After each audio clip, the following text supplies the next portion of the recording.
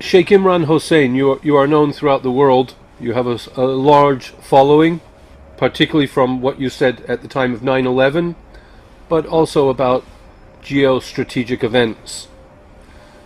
I'm honored to have you here today, and I'd like you to guide us as to what developments are unfolding in the world, and therefore how we might prepare ourselves. We seem to be moving towards a war, towards conflict everywhere. Would you like me to be more specific in my question? No, I think we are on the same wavelength. We both recognize, Morris, that the world is on the brink of great wars. To be more specific, great Zionist wars. And what we have witnessed these last 10 years was preparatory to the great wars which are soon to unfold. From our Islamic eschatological perspective, we recognize that these wars are being waged for a particular purpose, and that is to effect a transition, a dramatic transition from the United States of America as a ruling state in the world to a successor ruling state, which, believe it or not, Israel wants to become. And so these wars are being waged on Israel's behalf. There is a macro analysis that we can discuss, and then there is the micro, in which the events in Syria take pride of place at the moment, and the impending war on Iran comes next. And the two seem to be linked together. This is my view of the reality of the world today in respect of war and peace. Well, it sounds very accurate. I should think it strikes home with everyone. I mean, Israel seems to control the world already, apart from a couple of pockets like Syria and Iran and North Korea, perhaps. I mean, it's already in control of all the banking and financial institutions.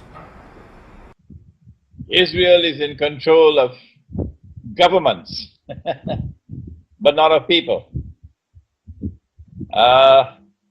My view, Morris, is that a very large proportion of people living in Europe and in North America are soon going to have their eyes open and are going to develop very negative thinking concerning Israel. And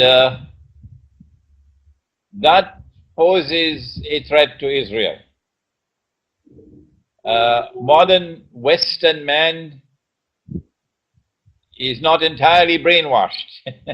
No. Television has done a lot to brainwash him. But modern Western man in modern Western civilization in Europe, in North America, in Australia, is still a thinking person.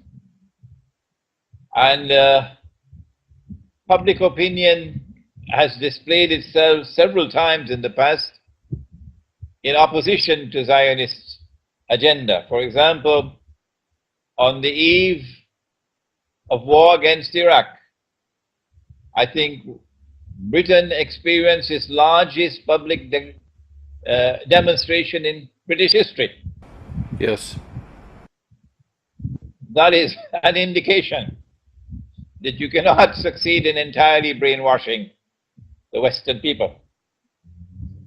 And when war on Iran takes place and the consequent collapse of the US dollar, the US economy, and paper money around the world reduces most of mankind, the masses, to poverty, and the rich lose a substantial proportion of their wealth, I think the awakening in Western civilization of the sinister role that Israel is playing and that the Zionists are playing is going to manifest itself in public opinion. So Israel does not really rule the minds of mankind as yet. Israel rules governments. And in the Muslim world, the situation is even clearer. That while the Pakistani government, for the last many years, has functioned as a shoeshine boy of Washington, fulfilling Washington's wishes, the Pakistani people has detested and despised the role of the United States in world affairs. This is somewhat similar to the rest of the Muslim world, opinion in the Muslim world, and most certainly in the Arab world. The masses think differently from the governments which have been bought hook, line, and sinker. Even in Saudi Arabia, I think there's considerable sentiment in Saudi Arabia which is in opposition to the Saudi government's policies. Going back to what you were saying a minute ago regarding Iran, I'm just struck by the bravery Iran seems to be showing in confronting the United States, in preparing to close the Hormuz Gulf, and it seems to be becoming a leader for all of us that have no voice or power. It's as if Iran is the only country ready to battle with America, with the imperialism, the Zionist agenda. The psychology of religion explains to us something of the Iranian religious profile. The Shia have a different psychology of religion to the Sunni Muslim.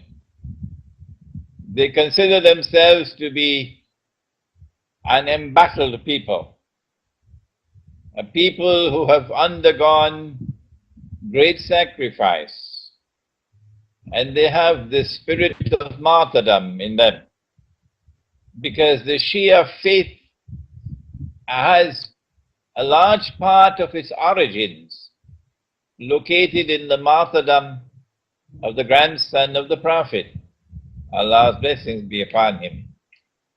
So these are not a people to be trifled with. And if you wage war on them, you would find that they would fight with a kind of passion that Western man is incapable of. Well, so it's all for a good reason, and there's an explanation. I wonder, Israel is very clever at staying out of conflict and perhaps encouraging it amongst everyone else. But how is it going to stay out of a war if there is going to be conflict with Iran or Syria? Can you imagine that Israel could? I think that Israel wants to start the war with a lightning strike against France as well.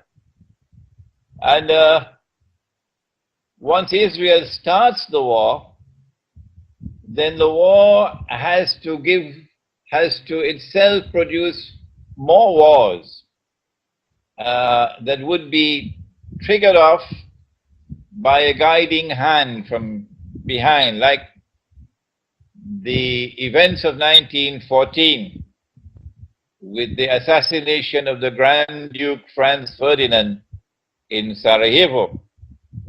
And it triggered off a series of events which led to the Great War, the First World War. Yes. Similarly, I believe that the attack on Iran is meant to respond to far more than simply the recognition of a nuclear threat from Iran. Oh no, that's not all. If Israel is to replace the United States of America as the next ruling state in the world, then something has to be done to bring down the United States, to cut it down to size. We know what happened at the time of the transfer of power from Britain to the United States. Our Islamic eschatological analysis recognizes three ruling states in modern civilization. The first being Britain and its Pax Britannica, and then the United States with its Pax Americana, and then finally Israel with a Pax Judaica. And at the end of that,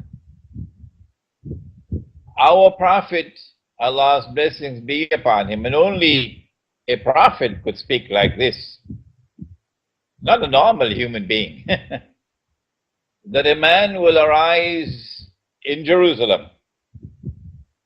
And he described that man to us 1400 years ago.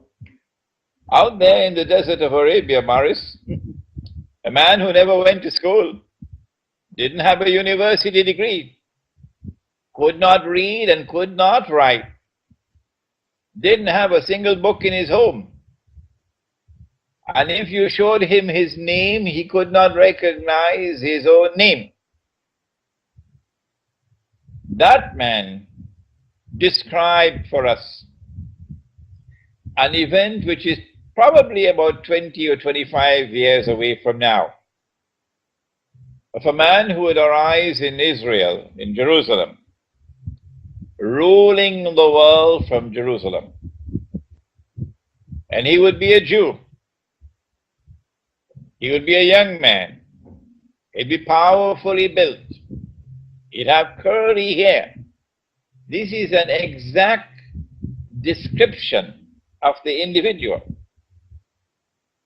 Nothing symbolic here. This is all literal. Yes.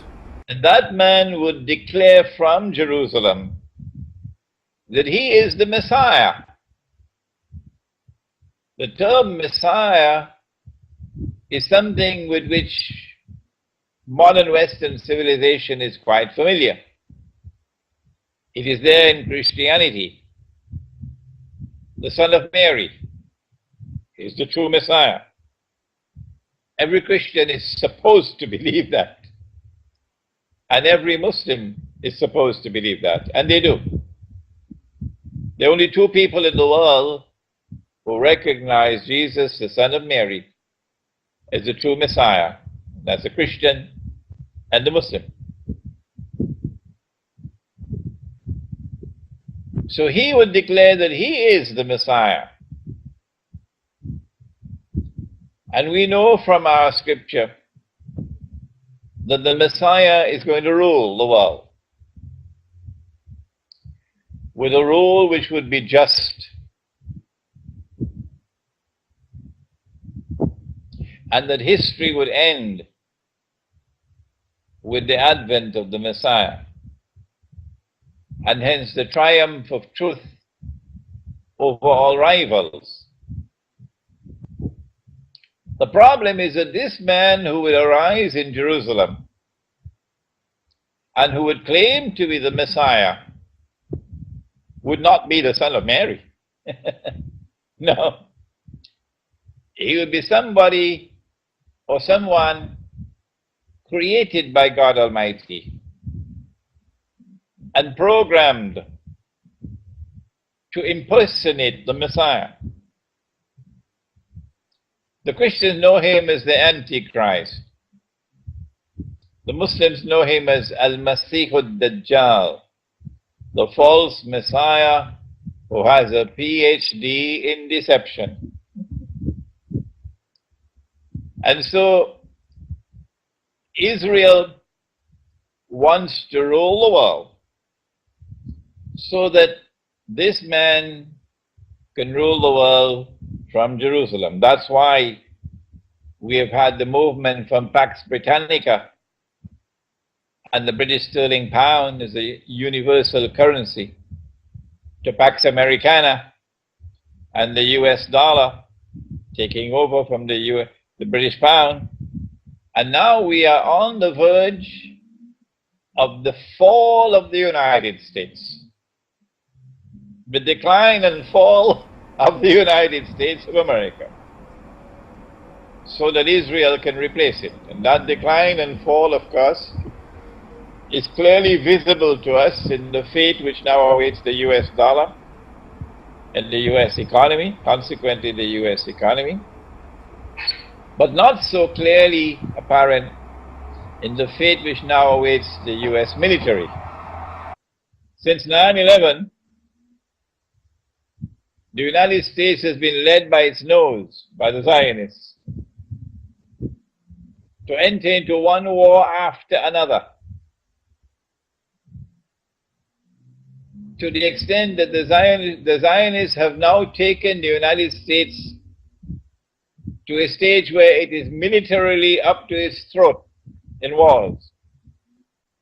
And to start new wars, particularly with Iran, could eventually lead the United States to a situation where it will face military defeat. And I think this is what the Zionists want. So that you have the monetary collapse, the economic collapse, the unpopularity of the United States all over the world, and now the impending military defeat. And only Israel will be able to intervene to save the United States. That's what Israel wants. And when Israel intervenes to save the United States from military defeat, the writing is on the wall.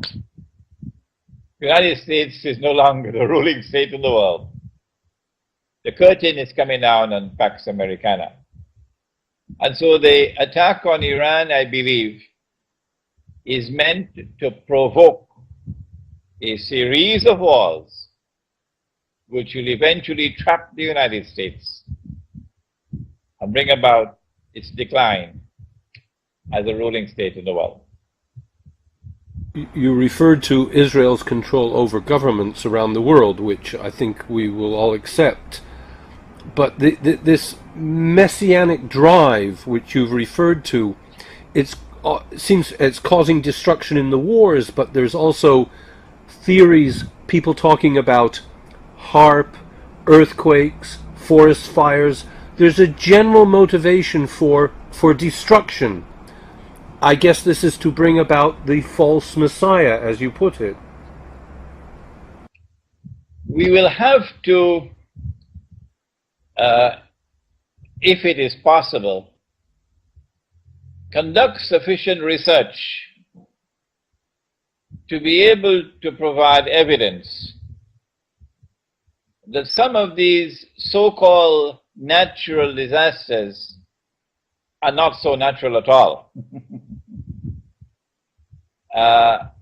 But sometimes a very convenient earthquake takes place, like the one which I anticipate would reach the masjid in Jerusalem. It's called Masjid al-Aqsa, where the Temple of Solomon used to be located. When that convenient earthquake brings down that building, Israel can then move to reconstruct their temple. And he cannot claim to be the Messiah, the false Messiah, the Antichrist, until he has rebuilt the temple. So, I think we need to be able to provide evidence, if it is possible to do so, to demonstrate that all of these so-called natural disasters are natural at all. No, I'm so pleased you asked for that. You know, it's giving religion a bad name if we're going through so much destruction, and it's religious people in Zionism that are creating all this trouble and pain. And we've seen millions of people die over the last 10 years. And some people say, well, it's just religion. It's because of religion that these wars are happening. What would be your response? As a Muslim, I have tremendous respect for Judaism. And as a Muslim, I will not tolerate anyone vilifying the Jewish faith, disrespecting the Jewish faith. I cannot allow that, because I have tremendous respect for Judaism. I have great respect for Christianity. The Zionists, however, don't seem to share that respect for Judaism. Not at all. The Zionists appear to be people who have simply put on the clothing of Judaism, whereas in effect they are an essentially godless people. They have no faith, they have no morals, they have no belief in judgment that they will have to answer one day for 9/11. They tell monstrous lies, Morris, monstrous lies. And yet, they don't care about it. They would kill innocent children, women. They would urinate on the dead body of an opponent. They would take the Quran and flush it down a toilet. And it doesn't bother them. They can still go home and have dinner and watch TV. As though the heart of a human being has been replaced with the heart of a beast. And so it is not really Judaism, the religion, which is being tarnished by their conduct. And we in the world of Islam make a distinction between those Jews who are oppressors and those who are not. Those Jews who act in a manner contrary to Jewish religious beliefs, and those Jews who remain faithful to the morals and ethics of Judaism. And we remain forever prepared to enter into friendship and into alliance with Christians and with Jews who share with us this abhorrence of Israel's manifest oppressive behavior. I think we are living in a Jewish century, and I would include consumerism and usury and the general lives we are all living. So it takes a stretch of the imagination to really imagine Judaism outside of usury and consumerism as the materialist world that we live in. But I guess there's a pure state where that exists. Perhaps there are Jews in the world who despise Israel. There are, but they're still perhaps happy to run the financial institutions of all the countries in the world. I think there are Jews in the world who recognize the financial and monetary oppression that the banking system has now inflicted upon mankind. And I, for one, would not want to stereotype all Jews and to put this blame at this footstep of Judaism, the religion, but certainly Zionism. And as I realized recently from one of the prophecies of our prophet, who said that we are going to make an alliance with something called Rome. The word Rome is in the Quran. And Rome in the Quran refers to Christians, but not Western Christians. It refers to Eastern Christians who have not been who have not become so much a part of modern Western civilization as Western Europe. It will be Russia, the Orthodox Christian Church of Russia and of Eastern Europe. And he said that we are going to make an alliance with them. I see, Morris, I see the beginnings of that alliance already in Iran's relationship with Russia. I see the beginnings of that alliance in the fact that Pakistan is now moving away from its alliance with the United States, and Pakistan is reaching out to Russia. I see the possibility that when NATO begins their big wars soon, that public opinion in Turkey is going to turn against the government, which at the moment is supporting NATO's membership, and that the Turkish people are going to wage civil war to take Turkey out of NATO. And in that civil war, the alliance with Russia is most likely going to manifest itself. And I think this will interest you, Morris, because I notice that you have been paying a lot of attention to Syria. I don't think that the present Syrian government has moral credentials and religious credentials with which to be able to survive the sustained attack which has been launched at it by the Zionists. What the Syrian government has done over the last 40, 50 years has now resulted in what is called the chickens coming home to roost. Hafiz al-Assad, for example, Bashar's father, was barbaric in his oppression of the majority Sunni population of Syria. The French are the ones who supported this minority Alawite group to take over Syria and rule Syria. And they've done so.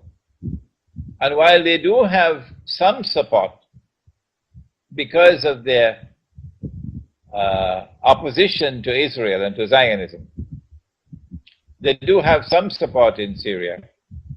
The fact is that chickens are coming home to roost now because a minority regime has sustained its oppression over a majority religious community, the Sunni.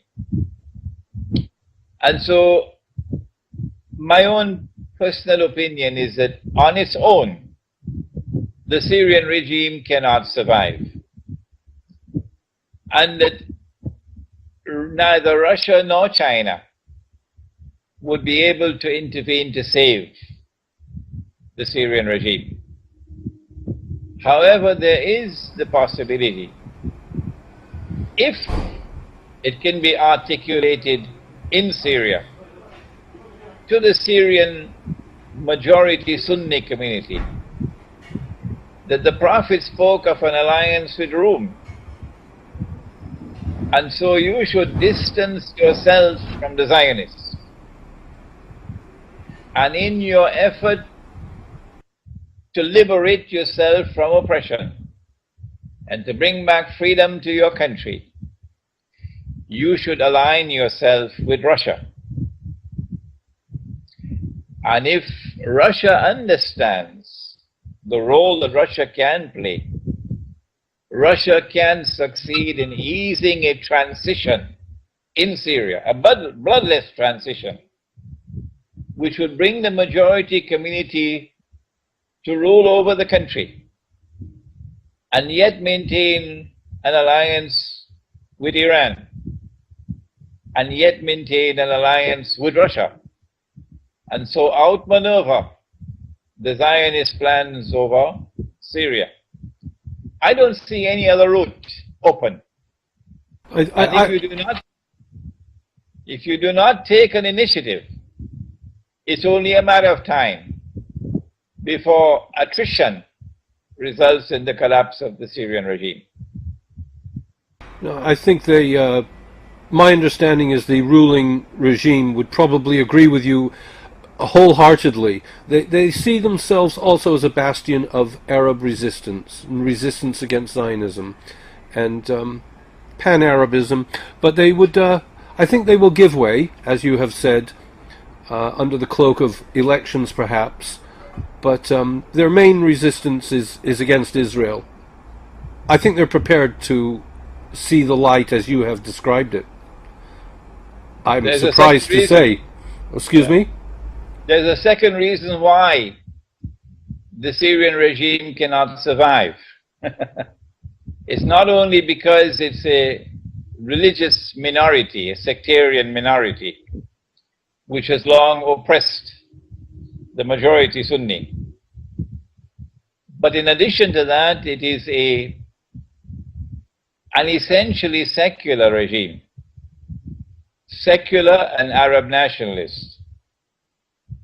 And neither secularism nor Arab nationalism can stand up at this particular moment in time to this Arab Spring, which has been very cleverly planned to arouse the religious sentiments of the people and to bring about an Islamic awakening and Islamic governments, so-called Islamic governments, all over the Arab world. And because Bashar al-Assad and his regime are secular and Arab nationalists, that also militates against their survival. Well, you've brought us on to the Arab Spring and the political parties which are Islamic and the Islamic movements. There's the terrible state of Tripoli, run by Belhaj, if I may say it is terrible. I mean, all these atrocities committed by people championing Islam. What has gone wrong? What is your interpretation? How has this happened? I think we have to make a distinction between Arab uprisings, spontaneous, so-called spontaneous Arab uprisings in Tunisia, in Egypt, etc., and a pre-planned and an armed insurrection in Libya and now in Syria. This was planned long in advance. And there are many reasons why they wanted to bring down the Libyan government. One of which was, of course, Libya's opposition to Zionism and Libya's championing of the Palestinian cause. The other reason was, of course, and now we're learning about it more and more, of Libya's plan to introduce a new currency, gold coins and silver coins, the dinar and dirham. But there's a third reason, and that is that in order for Israel to rule the world, and for that man to stand up in Jerusalem and to declare that he is the Messiah, the state of Israel must expand its territory, because someone wrote into the Bible a falsehood, and that is that the Holy Land extends from the river of Egypt to the river Euphrates. That's not true, but that's there in the Bible. I think he did that because the Jews lived in Egypt for a few hundred years, and they lived in that part of Egypt that is known as the Eastern Delta, which is from the River Nile to the Red Sea. And so they decided that that is a part of the Holy Land. And the Jews lived in Babylon for a few hundred years. And so they decided that that also is a part of the Holy Land. And so in order for Israel to claim that it is wholly Israel of David and of Solomon. The territory of the state of Israel will have to expand to encompass the biblical frontiers.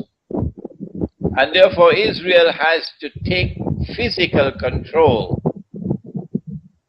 of the eastern delta. And that requires an Israeli ground invasion of Egypt to take the eastern delta from the Nile to the Red Sea. I believe that part of the explanation for the attack on Libya lies in the fact that they wanted NATO to be in Libya, so that when the attack on Egypt takes place, Israel will launch a ground invasion from the east, and NATO will attack from the west. And I believe part of the strategy for the division of Sudan into two states, and a southern Sudan which is increasingly linked with Israel, is to allow for a further front from the south, so that you deal with Sudan and Egypt at the same time. And in the process, you're able to take control of that part of Egypt, which according to Israel is Israeli territory. Yes.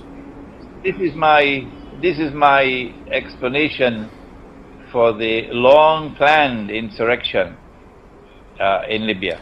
Dreadful. And they've done the same with Syria, and they would like to have had a no-fly zone. They would have liked to have covered it in depleted uranium and toxic waste, as they've done elsewhere. But Russia has stopped that, Russia and China. I mean, that is why I appear to defend the regime in Damascus, is out of fear of what the West would like to do. But, sir, perhaps I can bring you to the recent news that Iran is now going to sell its oil for gold to India. That is confirmed, and China may follow suit. Is this the end of the dollar now? Oh, the dollar is already at its end. It's being kept alive artificially, Morris. And it is because the US administration knows that an attack on Iran is going to bring down the dollar. And that's why they don't want an attack on Iran. They are also conscious of the fact that an attack on Iran is likely to lead to world war. And the United States much prefers to fight countries like Libya than a country like Russia.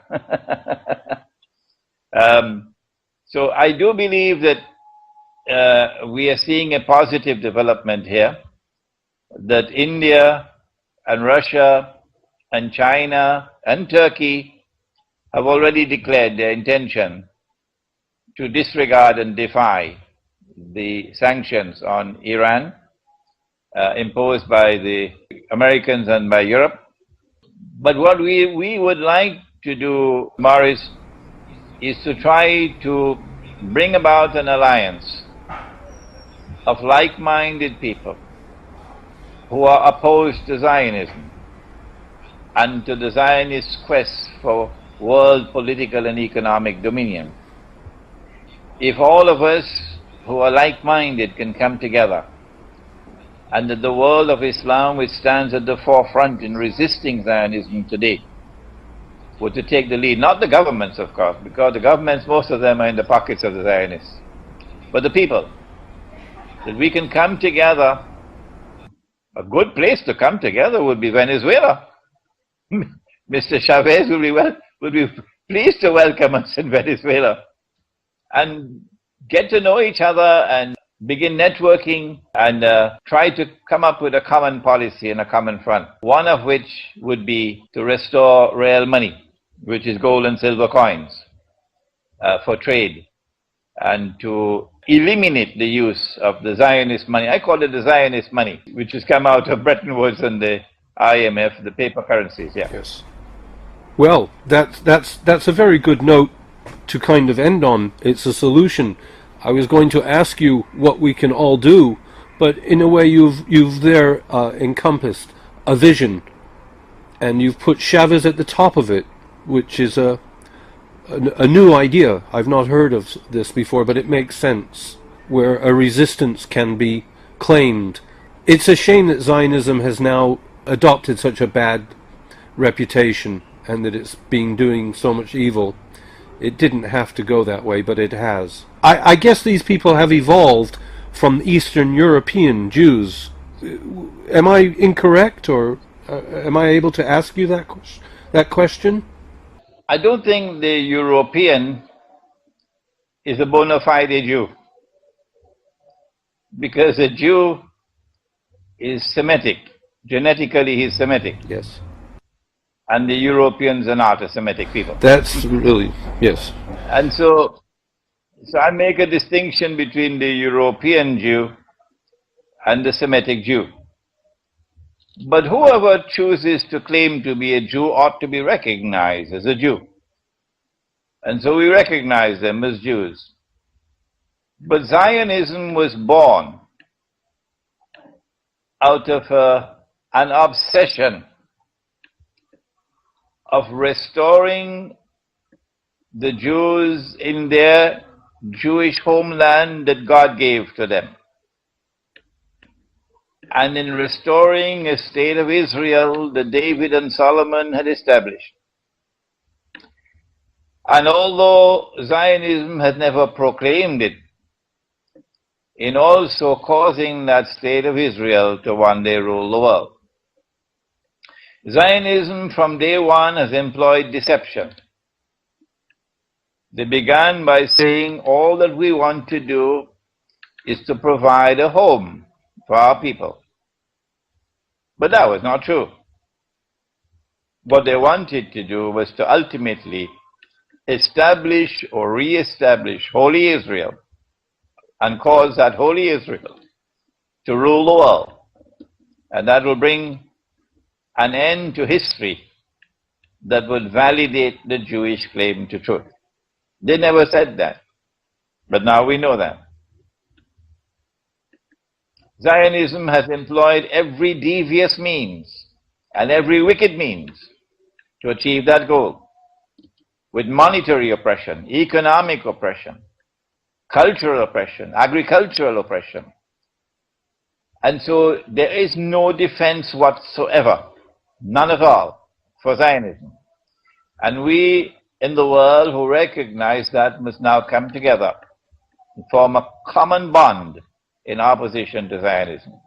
The world of Islam stands ready, the people, not the governments, the people, recognize that we have to build links with all those in the world who will join with us in a common bond to confront the Zionist oppression. I want to thank you very much. It's a cult of an occultish thought that is ruling us, it seems. I want to thank you so much for your time, and I would very much hope that we can do this again. You're most welcome, Morris. Yeah, I mean, if there's anything that you should add, please do. I think it's been a wealth of knowledge. I think perhaps the most urgent thing that we have mentioned today was a strategy that would resolve the problem in Syria. And that is that the majority Sunni Muslim community must be reminded that Prophet Muhammad, Allah's blessings be upon him, prophesied that you will make an alliance with Rome, which is Russia and Eastern Europe, not the Western part, not the Zionist alliance, not NATO. And so the strategy for Syria, that the Syrian majority Muslim community, the Sunni Muslim community, must be reminded of what our Prophet said, and that is that we Muslims will make an alliance with Rome. And Rome today is most certainly not NATO. Rather, Rome today is Russia and Eastern Europe. The Eastern Christians, not the Western. And therefore the Sunni majority in Syria, in their legitimate struggle for liberation from the oppression of a regime which has consistently oppressed them for the last 40, 50 years, brutally oppressed them. Hafiz al-Assad, the father of Bashar, was notorious for his brutal oppression of the Sunni majority. And so they do have a legitimate struggle for liberation from oppression, but that struggle can achieve its objective in a peaceful way through Russian intervention. Once they reach out to Russia, then Russia would know that they have both sides on their side, the majority Sunni and the minority regime. And so Russia can act in a manner to mediate the struggle peacefully and bring about, if necessary, a regime change in Syria, which will ensure that Syria does not enter into the Zionist camps, as Libya has done. I think that's the important thing. That's the most important thing to come out of this interview. Well, thank you. They are having elections. We will see. They are having elections in February or March. I don't know. But your message will get across, and many will listen and take it on board. And I wish to thank you for that. Thank you, Morris. Yes. Thank you. Okay. Thank you again.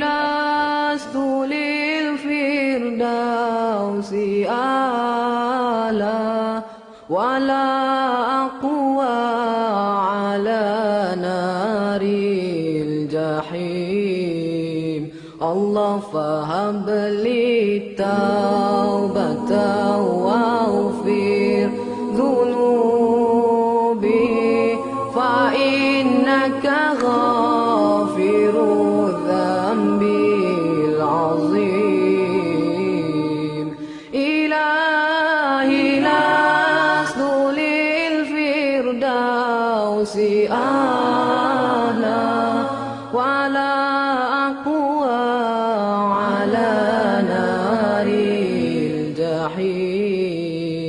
Allah fahab li taubatan waghfir dhunubi fa innaka ghafiru dhanbil azim. Tuhanku, aku tidak layak untuk syurgamu, tetapi aku tidak pula sanggup menanggung siksa nerakamu. Dari itu kurniakanlah ampunan kepadaku, ampunkanlah dosaku. Sesungguhnya Engkaulah pengampun dosa-dosa besar. Tuhanku, aku tidak layak untuk syurgamu, tetapi aku tidak pula sanggup menanggung siksa nerakamu. Dari itu kurniakanlah ampunan kepadaku, ampunkanlah dosaku. Sesungguhnya Engkaulah pengampun dosa-dosa besar. Ilahi lastu lil firdausi a'la wala aqwa ala naril jahim. Allah fahab li taubatan waghfir dhunubi fa innaka ghafiru dhanbil azim. Ilahi lastu lil firdausi a'la wala aqwa ala naril jahim. Allah fahab li